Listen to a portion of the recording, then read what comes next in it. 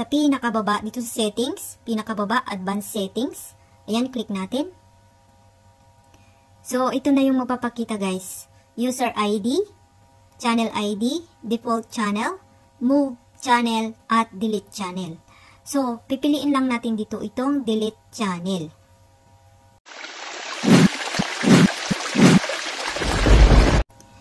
So, ang ibabahagi ko naman sa inyo ngayon guys ay kung paano i-delete ang YouTube channel natin.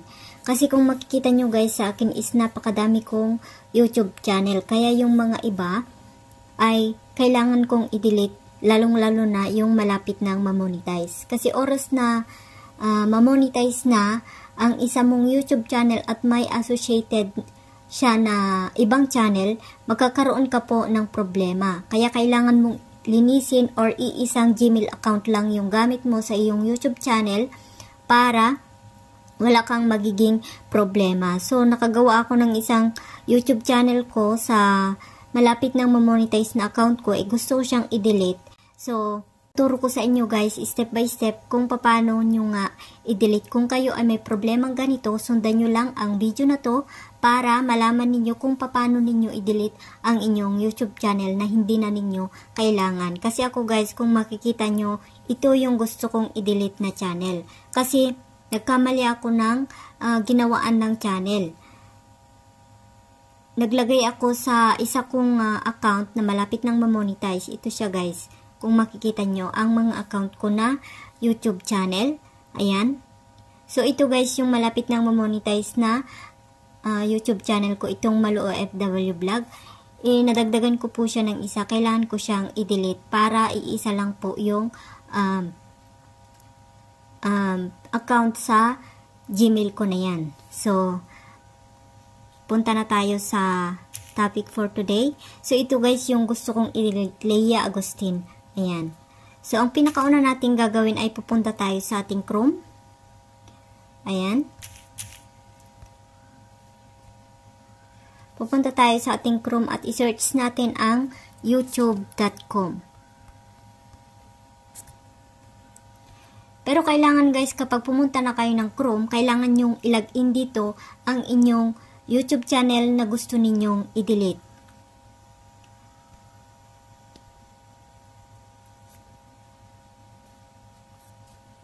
Ayan. So, after na malagin ninyo, kung makikita nyo itong letter L dito sa right side, sa taas, yan yung channel na gusto kong i-delete. So, nakalagin na siya dito. Kailangan din natin na i-click itong tatlong dot. Ayan, para i-desktop site natin siya. Kung makikita nyo guys, is naka-desktop site siya. Hindi siya naka-mobile settings. So, kung makikita nyo itong youtube.com, walang letter M yan, ibig sabihin naka-desktop po siya. Kapag mayroon po siyang letter M, youtube.com, ibig sabihin po ay sa mobile setting po siya. So, ayan. So, click natin tong profile natin dito sa taas.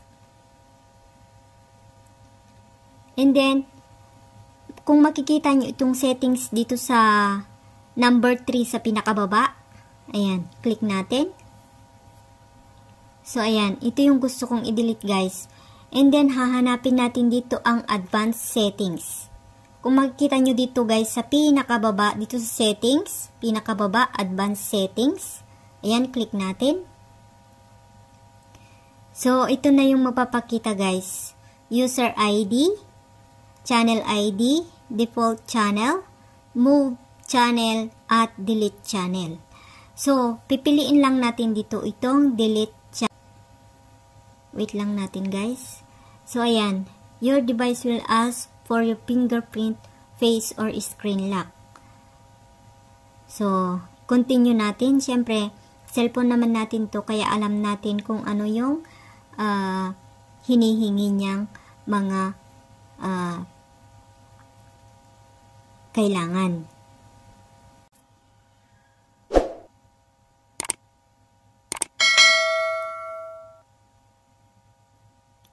So, dito guys, I want to permanently delete my content. Kailangan itong